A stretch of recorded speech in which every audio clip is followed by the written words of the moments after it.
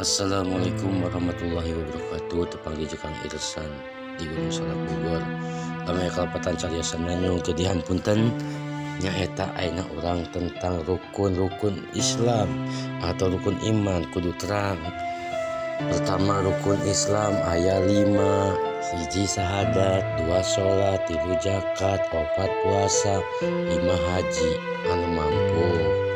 Nu kaduana rukun iman aya genap: hiji iman ka Allah, 2 iman ka malaikat, 3 iman ka kitab Allah, 4 iman ka nabi jeung rasulna, 5 iman kudu iman ka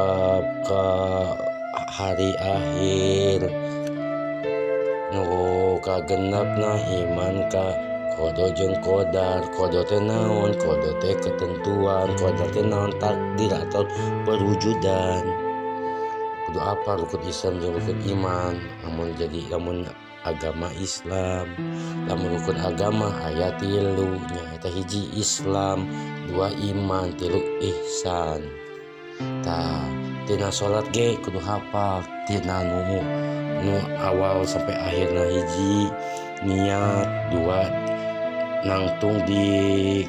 nangtung anu mampu, nu katiluna takbiratul ihram, nu opatna baca al-fatihah, nu kalima ruku nu tumaninah, kagenapna itidal nu tumaninah, 7na sujud 2 kali, 8na diuk antara 2 sujud, nu ka-8na duduk tasyahud akhir, nu ka-10na baca tasyahud akhir, nu 11na baca sholawat ka nabi, nu ka-12na salam, katilusna tertib, ka-13na.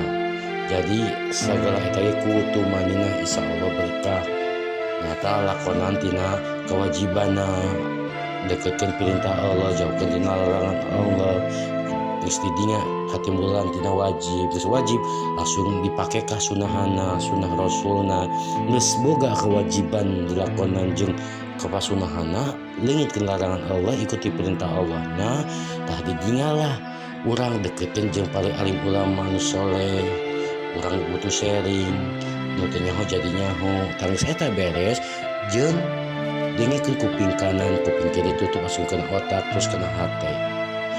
Geus kena hate anu kasayana, anu gorengna mah teh kuping kanan, kuping kiri kaluarkeun.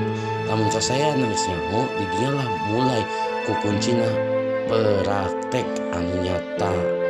Insyaallah barokah tina kahirupan dunia akhirat saturunan urang. Sakitu meureun ti sim abdi mah Irsan. Kang Irsan mah seueur dosa keur belajar ngaji. Yuk babarengan muga manfaat barokah tina video ieu. Sakali deui nyukur nyampur aya kalapatan satosana wabillahi taufiq wal hidayah. Wassalamualaikum warahmatullahi wabarakatuh.